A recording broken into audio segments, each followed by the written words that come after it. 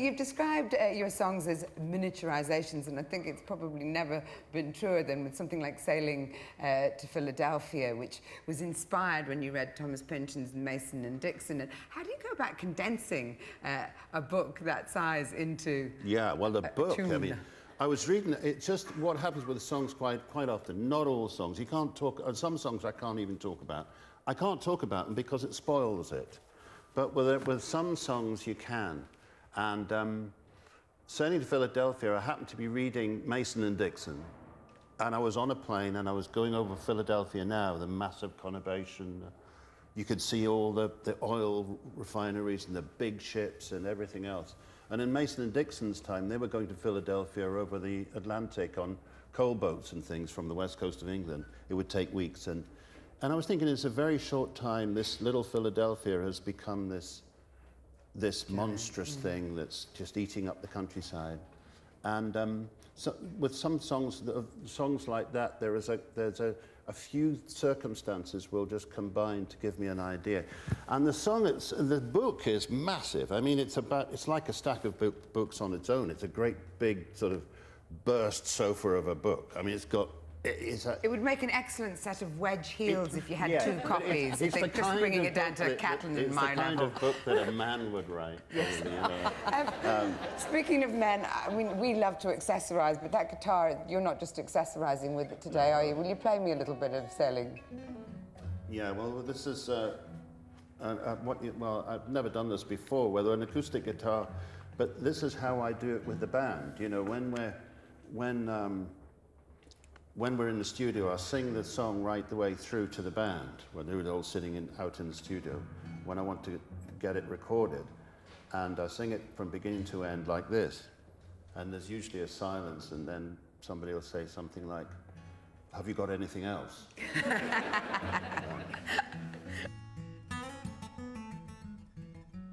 Be something like this. I'll be playing a little bit of lead guitar, and I'll improvise that on the record.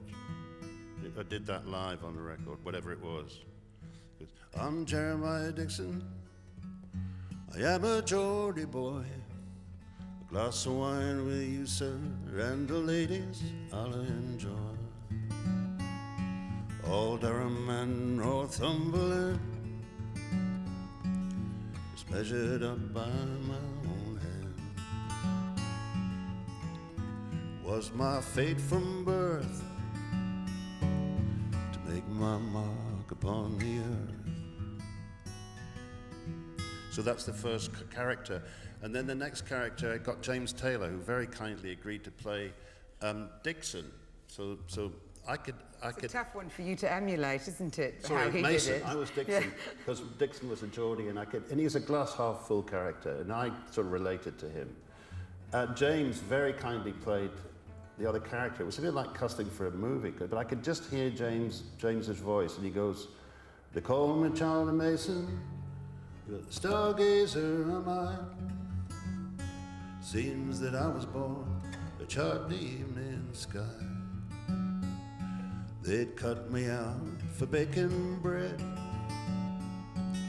but I had other dreams instead. This baker's boy from the West Country would join the Royal Society." And then we both sang, "And we are sailing to Philadelphia, a world away from the coaly time. Sailing to Philadelphia, draw the line, the Mason Dixon line."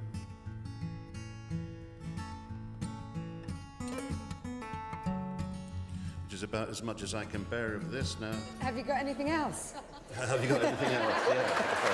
Yes. That was fabulous. Thank you. Let's talk a bit about Song for Sonny, which was, again, inspired by a book, but this time by a non-fiction. And I don't think I'm revealing too much by saying I think it's Bob Dylan's favourite song of yours, isn't it? Oh, it's one of Bob's, yeah, he likes this one. When I was a little boy, this goes back to a boxer, the boxer Sonny Liston,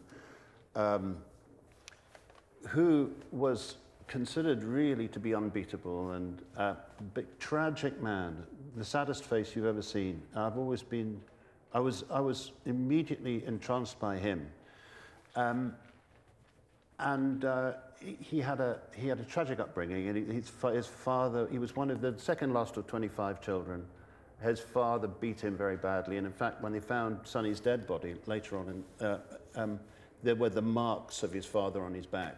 Still.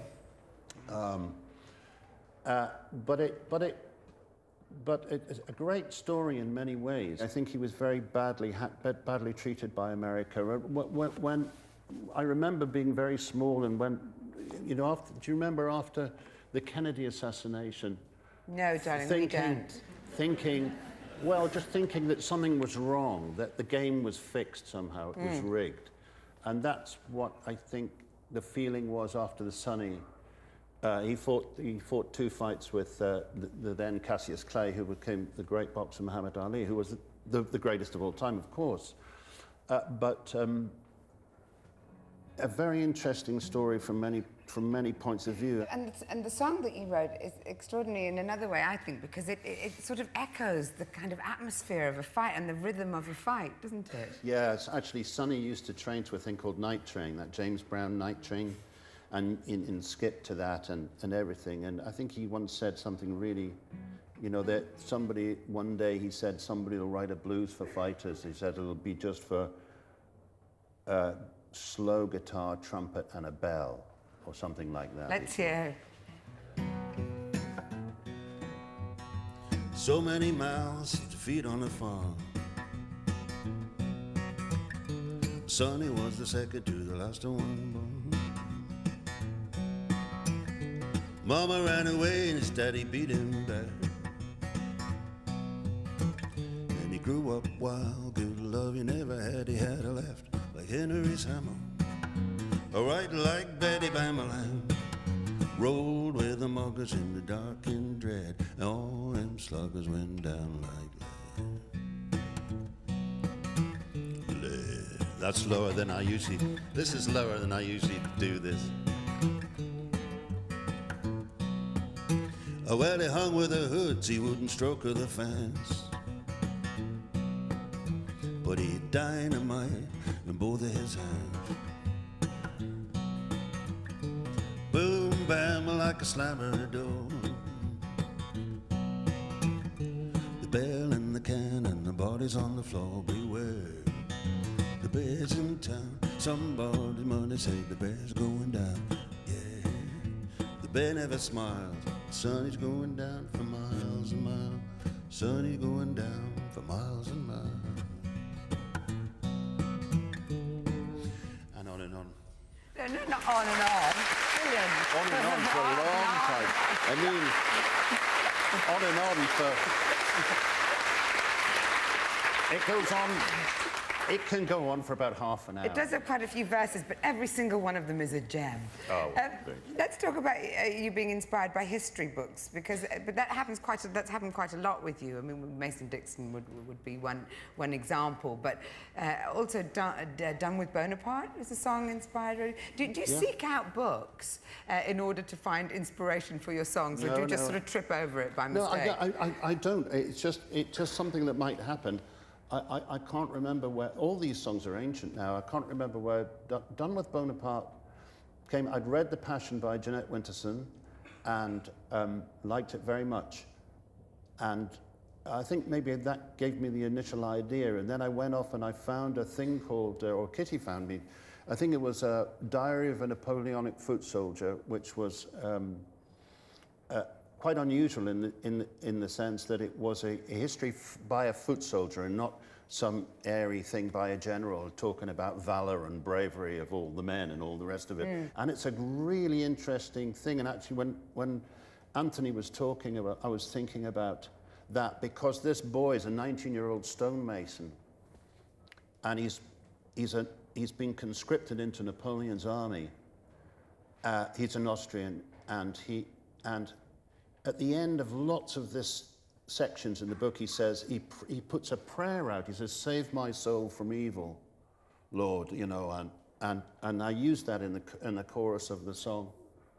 And in quite a short space of time, we've moved from a boy of that age praying to God, you know. But there was something really heartbreaking about that "Save my soul from evil, Lord." I mean, he was in Russia in the middle of the most atrocious evil that it's possible to think of. And the book also made me think about the Second World War. It's very interesting to me that the Napoleonic retreat from Russia was echoed by by the Germans in the Second World War. That history has a habit of repeating. It does indeed. To play us out, well, in fact, it's not quite to play out the end of the programme, but to say goodbye to you, could you play to me a little bit of that song? Yeah, I'll play a little scrap. A little scrap, a little tidbit, a little snippet, whatever you like to call it. As much as I can stand, which will be pretty which short. Which won't be enough for us, I can assure you.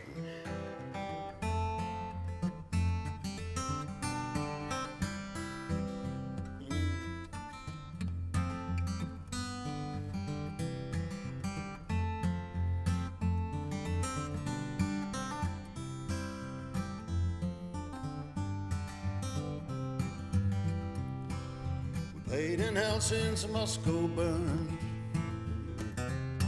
These Cossacks tear us piece by piece. Our dead are strewn 100 leagues. Death would be a sweet release. And our Grand Army is dressed in rags. Frozen, starving beggar band. Like rats we steal each other's scraps. Fall to fighting hand to hand. Save my soul from evil, Lord, heal this soldier's heart. I'll trust in thee to keep me, Lord, I'm done with Bonaparte. Boom, boom, boom, boom.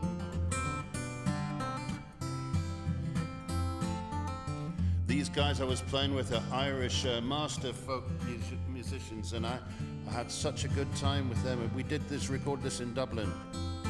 You're missing them now, aren't you? I'm really missing them now.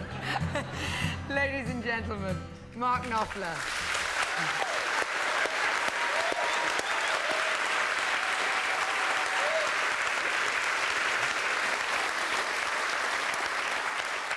And for all we fans, Mark has a double album coming out in September, I think it's true to say, and he's going to be joining Bob Dylan again on tour in North America. So if you happen to be there, do catch them. I went last year and it was fantastic. Now, today